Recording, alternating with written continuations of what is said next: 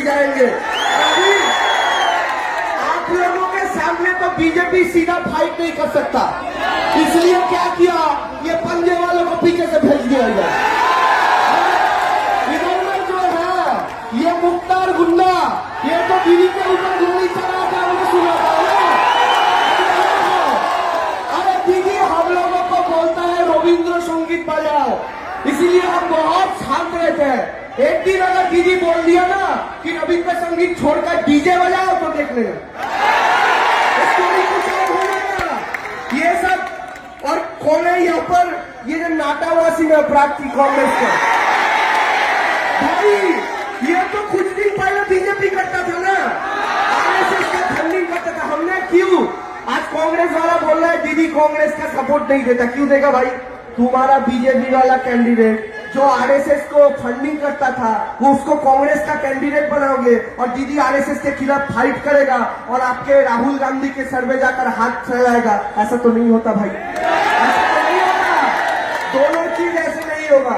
इधर में মঞ্চে যারা উপস্থিত আছেন, আমি প্রথমেই রহমত আলম আনসারী উপস্থিত আছেন, 137 নম্বর ওয়ার্ডের প্রার্থী, এবং আগামী দিনে তিনি আরো 5 বছরের জন্য আপনাদের সেবা করার সুযোগ পাবেন। উপস্থিত আছেন শাবানাজ মহিলা সভাপতি, তিনি উপস্থিত আছেন।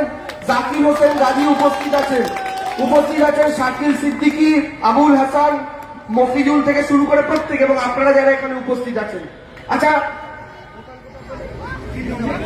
3 নম্বর বোতাম, 3 নম্বর বোতাম টিপবেন, সকাল সকাল গিয়ে ভোট দেবেন। আর কংগ্রেস বিজেপির দিকে আঙুল বাড়িয়ে আঙুল ব্যথা করবেন না, টাইম নষ্ট করবেন না। কদিন আগে সমীক্ষা বেরিয়েছে, সমীক্ষায় দেখা যাচ্ছে কলকাতার 130টা ওয়ার্ড তৃণমূল জিতছে 144-এর মধ্যে। আমাদের হিসাব আমরা 140-এর কাছাকাছি জিতবো, ফলে টাইম ওয়েস্ট করার কিছু নেই। একটা খেলা হয়েছে, 3 বছর পর একটা খেলা হবে, মাঝখানে এটা হচ্ছে গা গরম করার খেলা। এই খেলা আমরা জিতে বসে আছি, বিজেপিও জানে, কংগ্রেসও জানে, সিপিএম জানে কর্পোরেশন তৃণমূল জিতছে কি করে। সিপিএম কে জিজ্ঞাসা করা হলো আপনারা কটা ওয়ার্ড জেতার টার্গেট নিয়ে লড়ছেন, বলে 40টা। ওদের টার্গেট 40টা, বুঝুন টোটাল ওয়ার্ড 144। বিজেপি কে জিজ্ঞেস করা হচ্ছে, শুভেন্দু অধিকারী বলছে অন্তত 10টা সিট জিতুন, মানে 144-এর মধ্যে 10। কেউই বলছে না আমরা কর্পোরেশন দখল করব। তাহলে আপনারা জানেন তৃণমূল জিতে বসে আছে। এই ওয়ার্ডে ওয়াসিমদা ক্যান্ডিডেট হলে রাজ্য দিদির হাতে, কর্পোরেশন দিদির হাতে, ওয়ার্ড ও দিদির হাতে, উন্নয়ন ভরভর কে হোক, তার ভরে ভরে হবে, সেভাবে এতদিন আপনারা দেখেছেন। আর আপনারা তো কলকাতার মানুষ, আমার চেয়ে অনেক ভালো জানেন এই কলকাতাটা কি ছিল আর আজকে কি হয়েছে। আজকে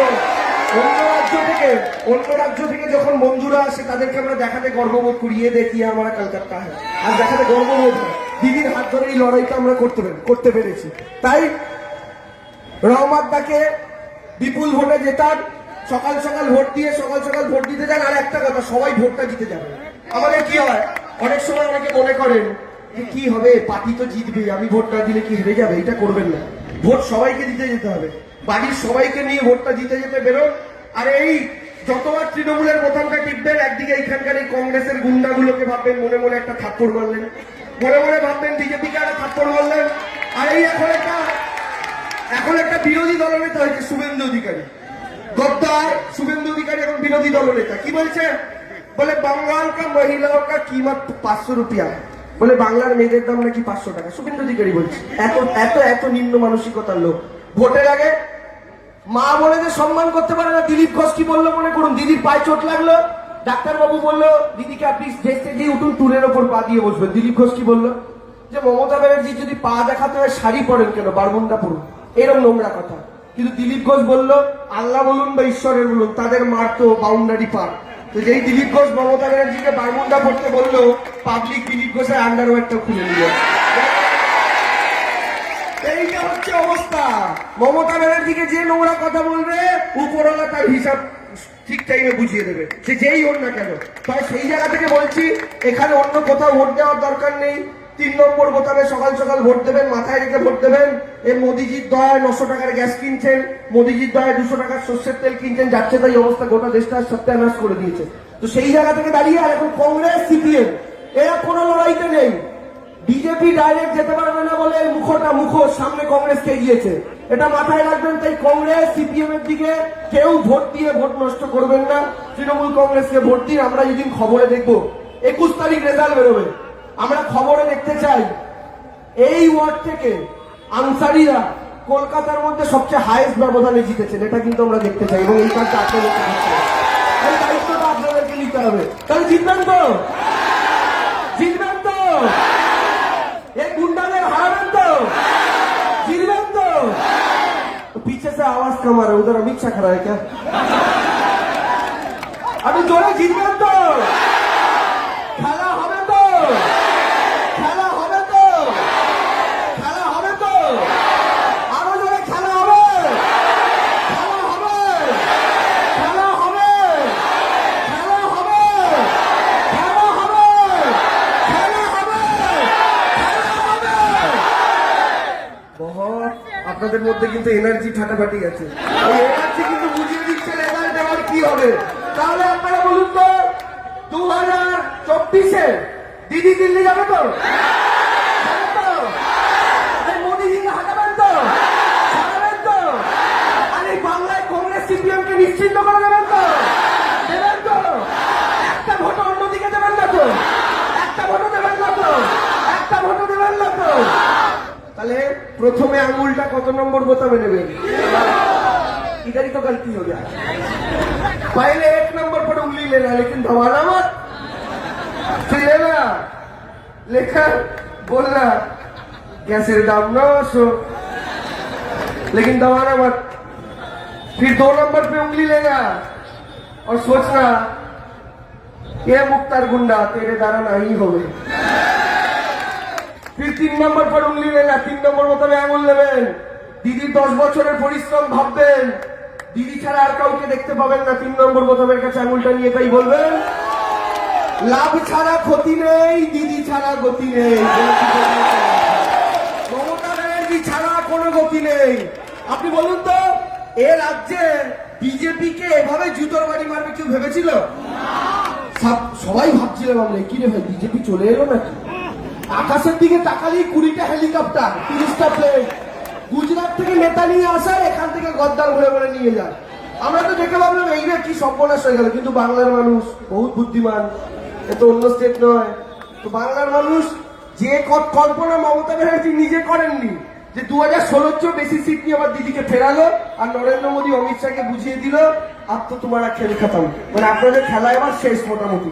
তো সেই জায়গায় দাঁড়িয়ে আপনাদের এই লড়াইটা লড়তে হবে, আনসারিটাকে জেতাতে হবে, বিপুল ভোটের ব্যবধানে জেতাতে হবে। আর একটা কথা বলে যাই, কেউ কোন রকমের ঝামেলা অশান্তি করবেন না, কারণ কংগ্রেস কিন্তু এই ওয়ার্ডে আমাদের কাছে খবর আছে প্ল্যান করেছে ভোটের দিন সকাল সকাল একটা ঝামেলা করার।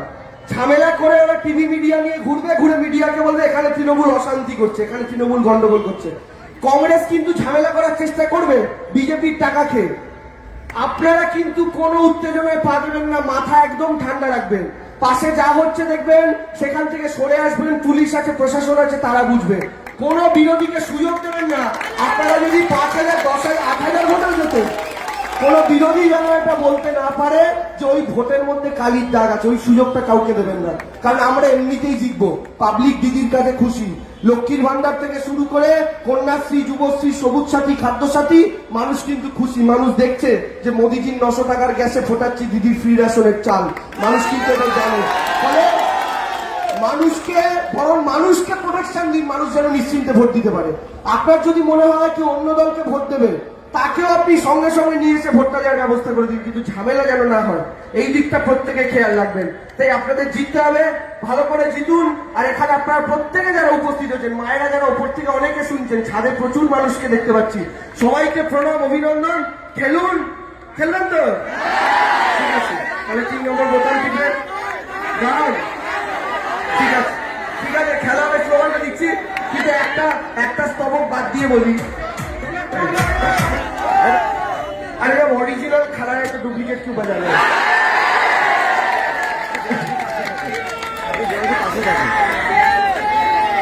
ঠিক আছে, রেডি?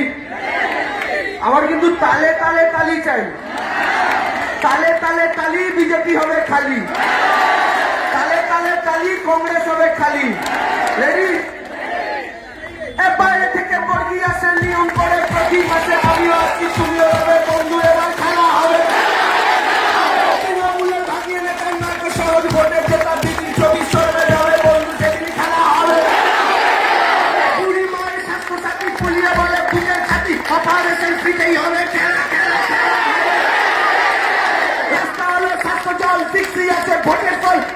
সবাই দিদির হবে বন্ধু, এবার খেলা হবে। এই ওয়ার্ডে রাজধানীতে হবে বন্ধু, এবার খেলা হবে।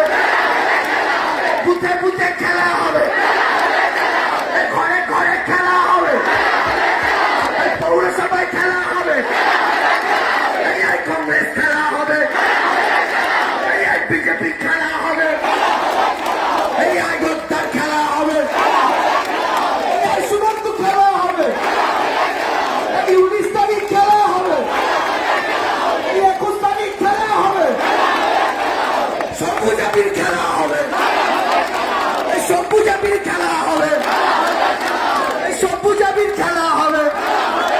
এবার সবাইকে দেখতে চাই দুহাত তুলে বলছেন খেলা হবে, খেলা হবে, খেলা হবে, খেলা হবে। আনসারীরা জিতবে, জিতবে, জিতবে, জিতবে। যা জোরে স্লোগান দিয়েছেন। অমিত শাহের মাথায় ছিল 7-8টা চুল, অমিত শাহের মাথায় ছিল 7-8টা চুল, লোকসভাতে সেখান দিয়েও গজাবে জোড়া ফুল। দারুণ বলেছেন, সুন্দর বলেছেন, সুস্থ বলেছেন, জিতুন।